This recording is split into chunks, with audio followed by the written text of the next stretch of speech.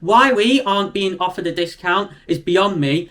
Journey to Hell Freak Nights is an after-hours Halloween event that has taken place at Blackpool Pleasure Beach Resort, Lancashire every year since 2019, excluding 2020, obviously due to COVID. It started off as an experience-led event through haunted-themed areas at Blackpool Pleasure Beach, led by actors. So you'd go through various scare mazes and on several haunted-themed rides in a predefined order. However, due to negative feedback in later years, it changed to a free-for-all event where you could experience around about 8 to 9 scare mazes and haunted-themed rides in whichever order you want.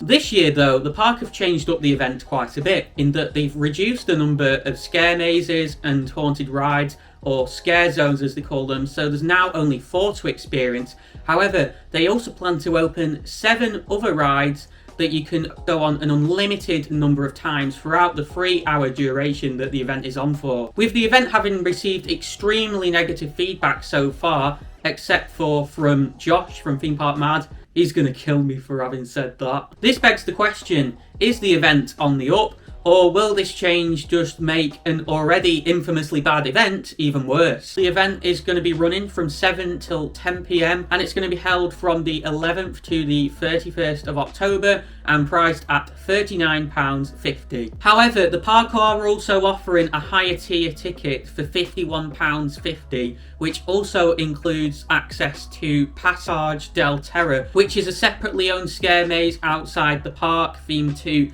various famous horror films. And if you are planning to do Journey to Hell but fancy Passage del Terror as well, then this is actually really good value, because normally Passage del Terror would cost you £14 to go through. However, if you get this ticket, you're technically only paying £12 for it, so you're making a saving of £2. We first need to consider why the park have made this change in the first place. Now, I know I said it's probably down to the negative feedback they've received. However, I do believe that in previous years, the park have struggled to get enough actors to be able to operate the scare mazes and haunted rides they've been offering. So this change is likely to ensure that they can fully staff each of the scare attractions they're going to be running and overall be able to offer a better experience in terms of those by having more actors in each. So in that sense, I guess that this is a positive change. People have complained in the past that the attractions haven't been very scary due to there not being enough actors within them. However, this is probably going to solve that problem. Now, with the main event being priced at £39.50, this is the same price as it was last year, when the park obviously had more scare mazes and haunted rides, as opposed to 7 unlimited rides being open. So if we're considering whether this year's an improvement or not, it basically comes down to, is £39.50 better value when you consider 8 to 9 scare mazes and or haunted rides, or when you consider 4 scare mazes and the ability to ride 7 rides an unlimited number of times, with there being no season pass holder discount available. And there's never been a discount available for season pass holders actually in previous years, and that is something I really disagree with, as I'll get onto in a minute. With there being 7 rides open that you can ride an unlimited number of times, it's essentially the case of the more times you ride these rides, the more value you're getting for your money. You're not having to pay anything extra when you consider the operating costs that it's going to cost for you to ride those rides more than once. Whereas in the case of extra scare mazes and or rides in previous years, you were only able to do those once, so the value was set in stone. So I guess you could say technically, when looking at it at a surface level, that having these unlimited rides as opposed to more scare zones is better value. However, you've also got to consider the fact that you can ride these rides an unlimited number of times anyway during the day. Yes, you are going to get night rides on them, but that doesn't even apply to some of them because of the rides they've decided to open,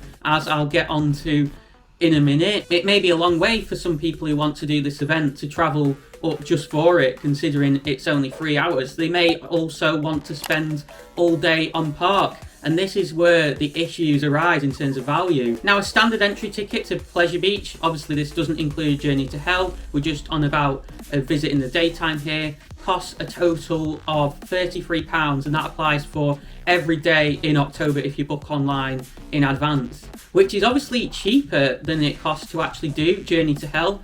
And with a £33 ticket, you're able to ride all the rides on park an unlimited number of times. Bearing in mind that the rides that are open for Journey to Hell for unlimited rides are probably just about under a third of the total rides at the park. So if we're going off the basis that you can do an unlimited number of rides for £33, then we're saying around about £10 worth of rides are open. And then if we're considering the other £29.50, a standard scare maze at any other event, if you were just to buy one shot for it, so for something like Fright Nights for example, would probably cost you around about £8 to £10.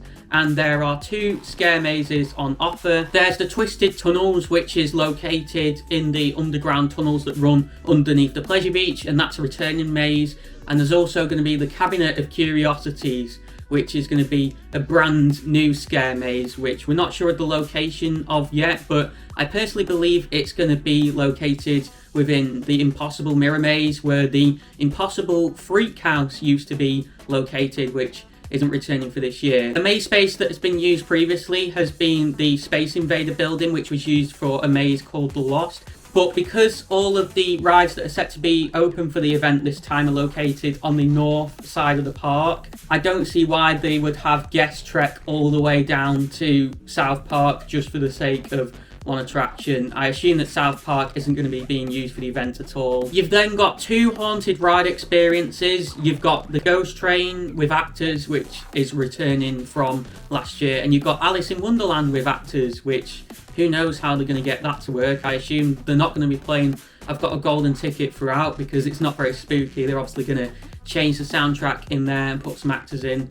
And this may be controversial, but I personally believe that these aren't the same value as scare mazes. They're just a cheap way to do a scare attraction. So let's say they're worth probably around about half the price of a maze. So £4 to £5. So if we add all that together, £10 for the two mazes, £5 for the two haunted rides, and £10 for unlimited rides, that just about justifies your £39.50 price tag. However, as I said, it's so much to ask for someone who's also going to be on park for the entire day and going to be able to do all the rides that are unlimited in the event for that day on park as well. So they're basically paying twice for those rides, which is quite out of order in my opinion. Pleasure Beach, you're seriously asking people who visit in Halloween and want to do scare attractions to pay over £70 or over £80 if they want to do Passage. It just seems absolutely ridiculous to me when you're essentially asking them to pay for some rides twice as well. And don't even get me started on season pass holders. Why we aren't being offered a discount is beyond me, because we've paid as much as £160 to have free unlimited rides throughout the entirety of the season, including on all the late night riding dates when we can do rides in the dark, and they're obviously going to be in the dark as part of this Halloween event. Why we are having to pay the price of a regular customer for this event for rides that we can do for free at any other point in the season is completely beyond me. We should absolutely only be paying for the haunted rides and scare mazes. We should be paying an absolute maximum of £30, and that is an absolute maximum. Season pass holders normally get discounts on things, you know, at all the Merlin parks. I can't believe I'm actually defending Merlin here for once. Season pass holders get a 20% discount on scare mazes. So that brings it down to £24. I personally believe, you know, if Pleasure Beach were asking us for, say, to pay around £24, £25, that would be good value. But £39.50 for a season pass holder to do this event is completely unacceptable. And with that, I think we ought to go through the rides that they're actually going to be offering you to do an unlimited number of times at this event. So we've got Valhalla, which is a very strange one, and that's not going to be any different in the dark, is it? Derby Racer, not going to be any different in the dark, really. Fly Machines, yeah, that'll be nice in the dark. Big Dipper, yeah, brilliant night ride. Grand National, again, brilliant night ride. Infusion, again, brilliant night ride. And Wallace and Gromit's Thrill-O-Matic, which is a dark ride as well, no different at night. The fact that 3 out of these 7 rides you're going to have to pay for twice if you're a regular customer, and you want to do both a standard day at Pleasure Beach and the events, or you're going to have to pay for once, even though you could do them anytime all season for free as a pass holder. When you're getting no extra value of getting to do these rides at night, that just makes this whole situation even worse. Bearing in mind that Valhalla and Wallace and Gromit aren't going to have actors in, I just want to make sure I clarify that. Now, the Pleasure Beach have said that there's going to be more roaming actors than ever. Normally, roaming actors would be grouped into a scare zone that would be advertised. So, for example, they've had a carnival themed one in the past and stuff. I've got to say, I'm very confused. I know that there's going to be stuff going on around FY4 because there is every year. They usually have some fire and stuff.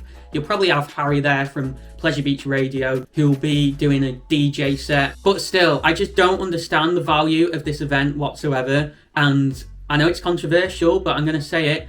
I genuinely think they've made it worse value than it's been in previous years, because at least in previous years you could justify season pass holders paying the same price as regular customers to an extent, because everything was a unique experience that couldn't be done at any other time of the year. And obviously regular customers weren't paying for something again if they wanted to visit the park for a standard day out and then do Journey to Hell afterwards. So as you can probably guess, I don't think I'm going to be doing this event. It's a shame, as my friend, I'm not going to name her because I'm not sure she wants this to be made public, is actually going to be acting as a scare actor during Journey to Hell this year. So it would be lovely to support her, obviously, but can I justify paying £39.50 for this? No chance. And I don't recommend any of you pay for this event either. Obviously, it's completely your choice, but we've got to spread the message to Pleasure Beach that this offering simply just isn't acceptable. If you want to do some scares at Pleasure Beach this year, then just do Passage del Terror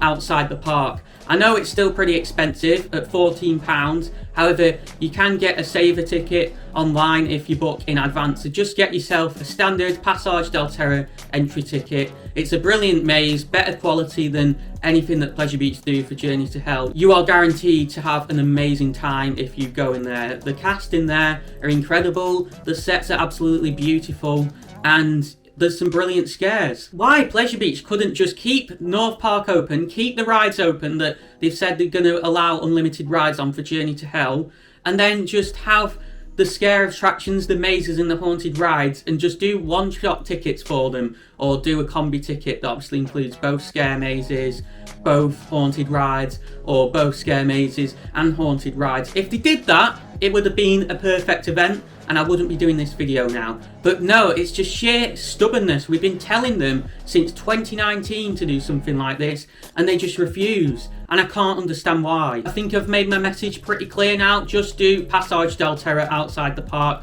There's plenty of information I have to tell you about that. All you need to do is go and check out this video on the right side of your screen. It's my in-depth review of the attraction, completely spoiler-free. And for more things theme park related in the UK and beyond, make sure you click the icon in the centre of your screen to subscribe.